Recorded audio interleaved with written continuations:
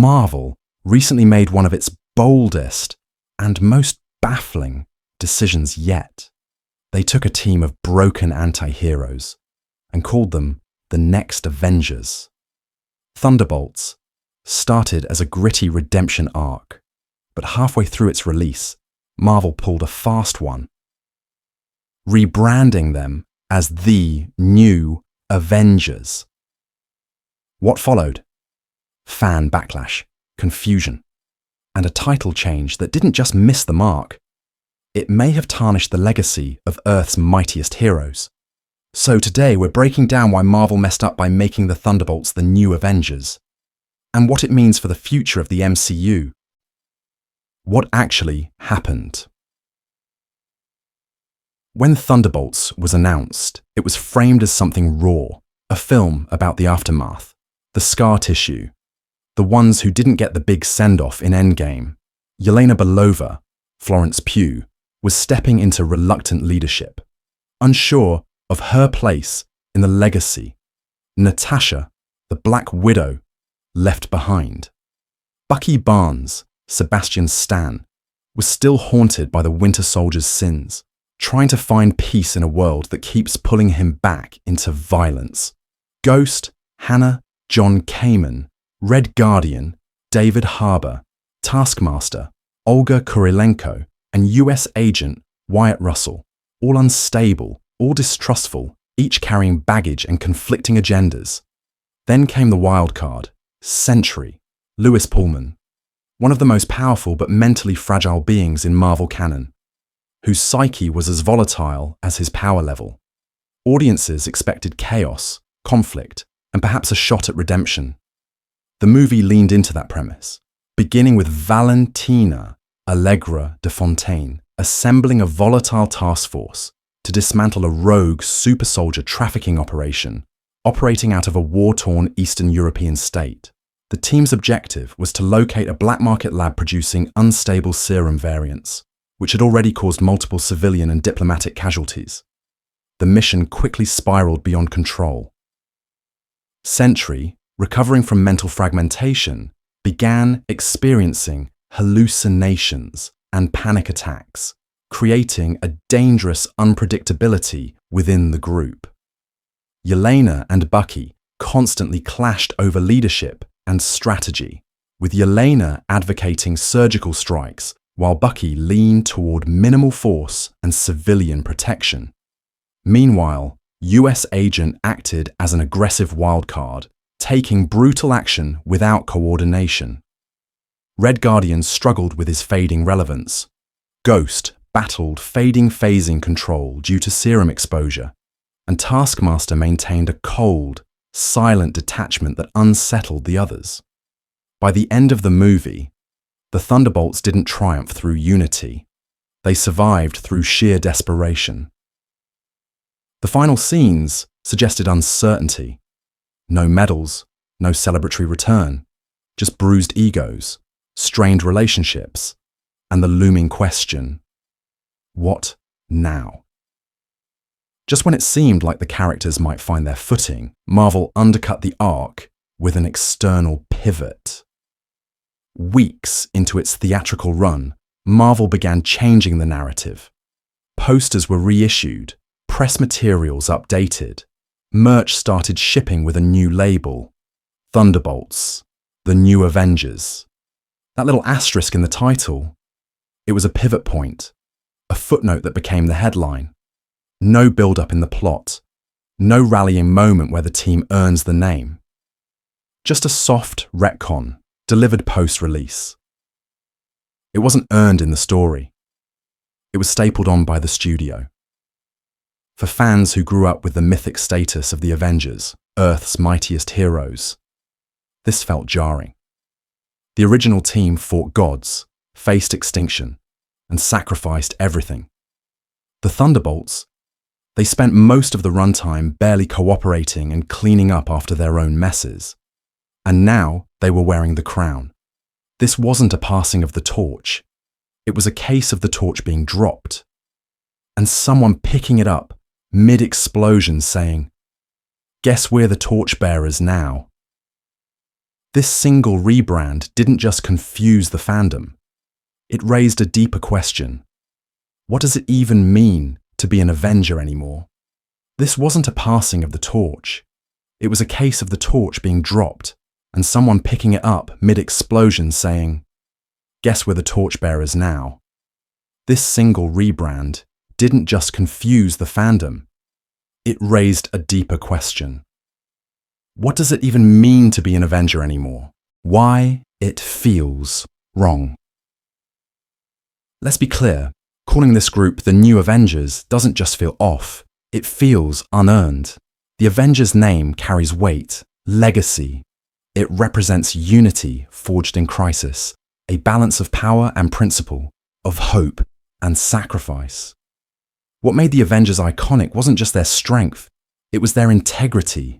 Steve Rogers, Tony Stark, Natasha Romanoff, they became symbols not because they were flawless, but because they chose to rise above. The Thunderbolts, by contrast, weren't a team that came together out of shared ideals or mutual respect. They were forced into formation, recruited under government oversight, bound by necessity rather than conviction. Unlike the Avengers, who each stood as independent heroes long before they assembled, the Thunderbolts lacked identity as individuals, let alone as a unit. Most had never chosen heroism. Some weren't even sure they wanted redemption. Elevating them to Avengers status ignores the foundational truth. The original Avengers earned their name after proving they could rise above ego and ideology.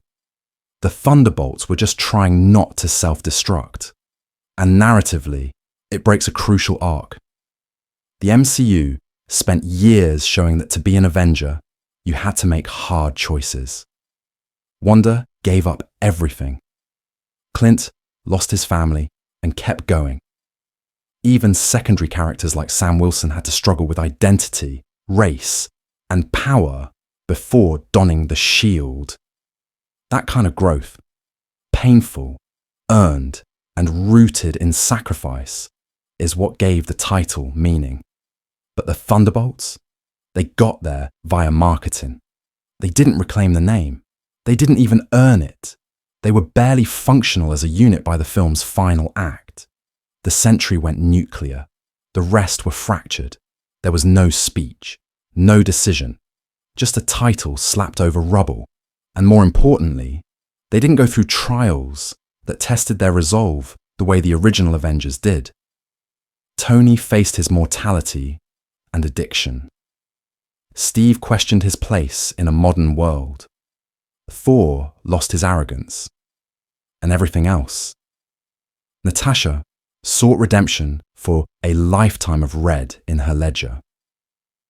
Each Avenger had already fought personal wars before they were ever invited to fight together. Their pain forged their purpose. The Thunderbolts, by contrast, had no such fire. Their mission was their first time confronting danger together, and instead of choosing to face it, they were forced into it. There was no shared sacrifice, no moral reckoning, just crisis management. And for that they were handed the name.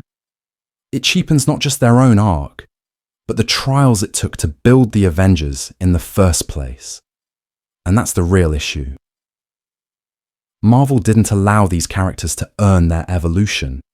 Instead of crafting a slow, painful rise, from fractured squad to real heroes, they slapped on the title from the outside, not because the team grew, but because the brand needed them to.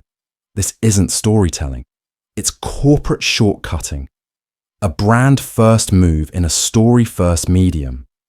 And for a fandom that still remembers Portal's opening and endgame, that kind of shortcut feels like betrayal. It's not that the Thunderbolts couldn't become Avengers.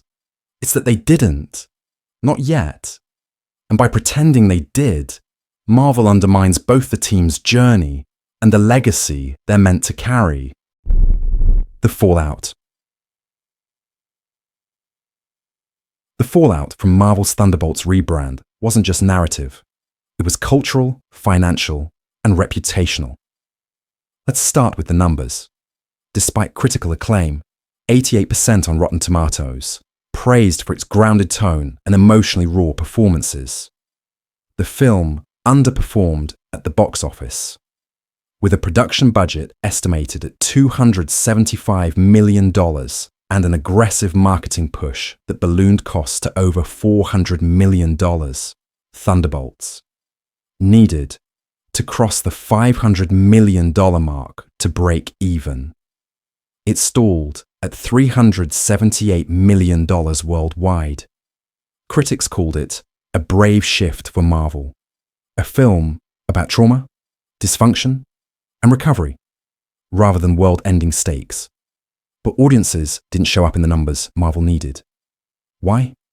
Partly fatigue, partly confusion, and partly this. The rebrand muddied the message.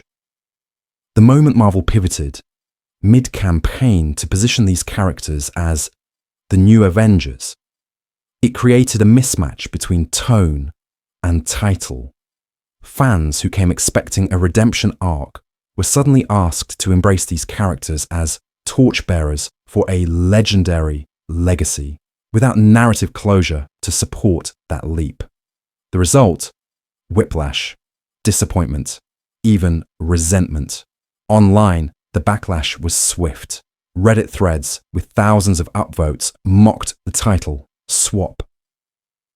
YouTube creators called it a forced evolution and MCU's biggest bait and switch. TikTok flooded with side-by-sides of the original Avengers versus the Thunderbolts in chaos, highlighting just how far from earned this transition felt. Even casual fans noticed the disconnect. Toy lines and t-shirts labelled New Avengers started appearing before the film's third weekend, sparking confusion. Interviews with the cast showed clear discomfort. Florence Pugh even said in one viral clip, "We never shot a scene where we called ourselves Avengers. So that's news to me." And within the fandom, something deeper fractured. Thunderbolts could have been a cult classic, a smaller, quieter MCU entry about broken people trying to heal. Instead, it became a lightning rod for what many see as Marvel's brand identity crisis. At its core, the backlash wasn't about rejecting these characters. It was about rejecting a shortcut. Fans were ready to invest in a new team, but not for one that was handed legacy status without the arc to earn it. The MCU had always thrived on slow burns and long payoffs. With Thunderbolts, it felt like Marvel skipped the middle, and the consequences are bigger than just one movie. Now, the term New Avengers is burdened with skepticism. What could have been a triumphant passing of the torch became a case study in brand overreach.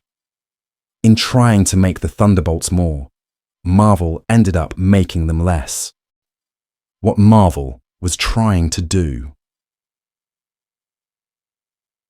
To understand why Marvel made this move, we need to zoom out. By 2025, the MCU was in flux. Phase 4 had ended with more questions than answers. Fan fatigue was real. Critics were calling out the bloated multiverse, oversaturation of new heroes, and inconsistent tone.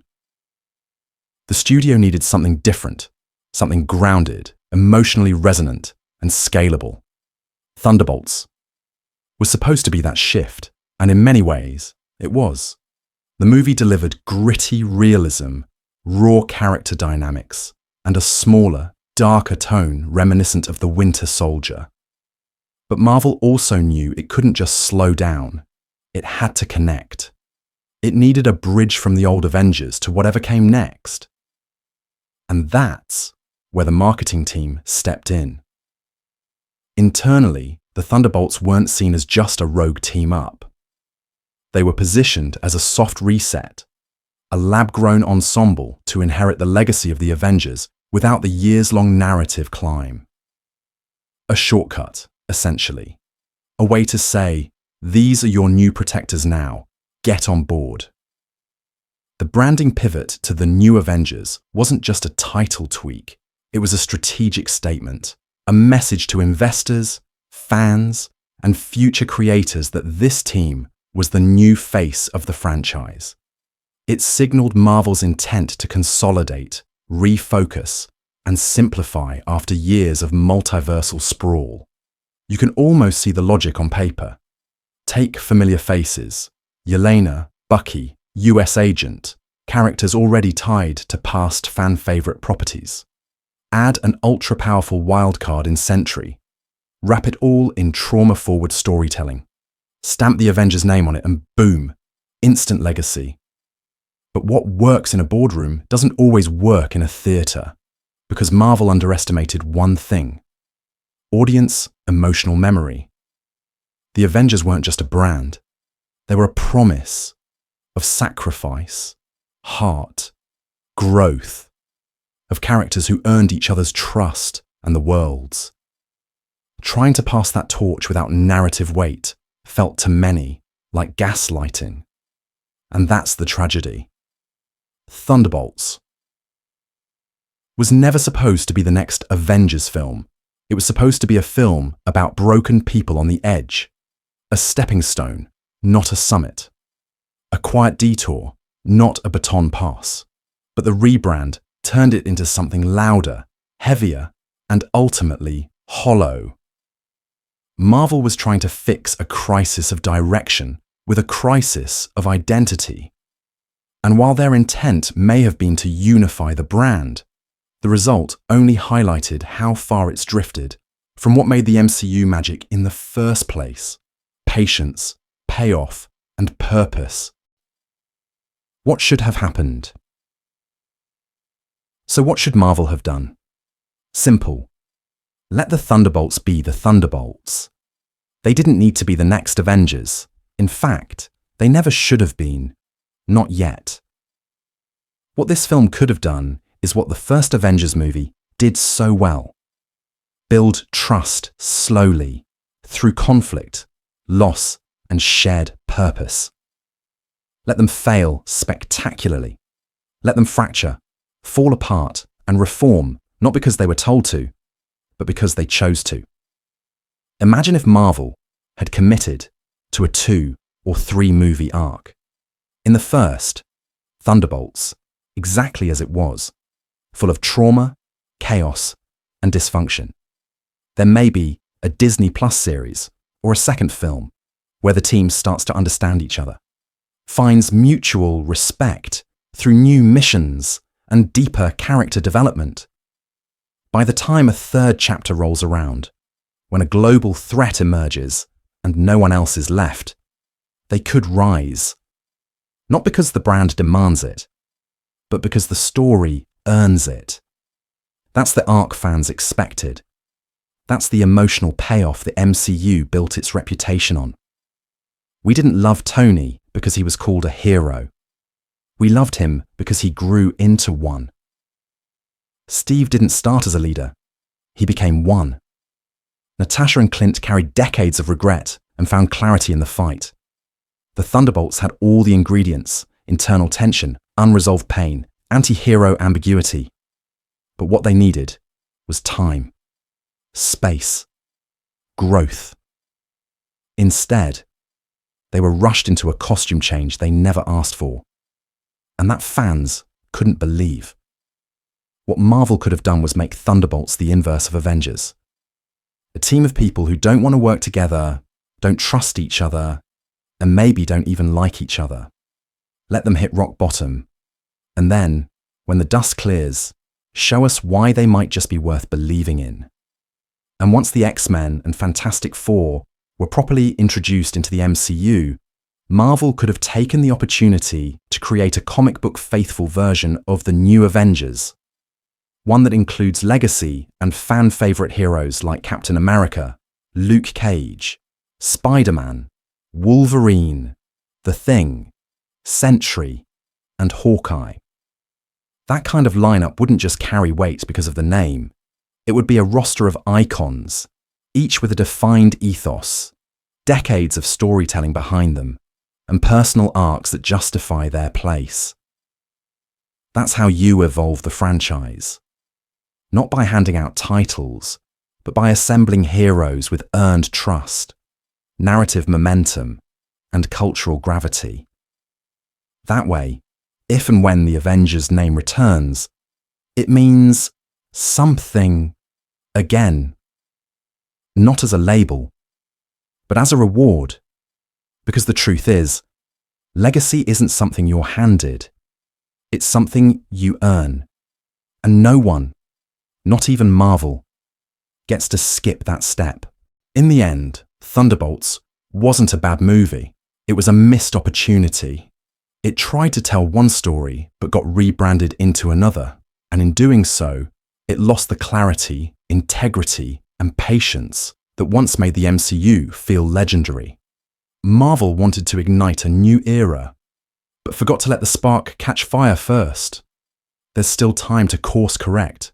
These characters can grow. They can rise, but only if we stop treating legacy like a shortcut and start treating it like the journey it's always been. Because fans don't want perfection. They want truth, earned arcs, flawed heroes who struggle and fight and eventually choose to stand. The Avengers meant something because we watched them become that team over time. If the MCU wants to keep that spirit alive, it can't fake the process. It has to build it, brick by brick, blow by blow, just like it did before. Thanks for watching. Like, comment, and tell us, who do you think should lead the next generation of Avengers? Until next time, stay heroic.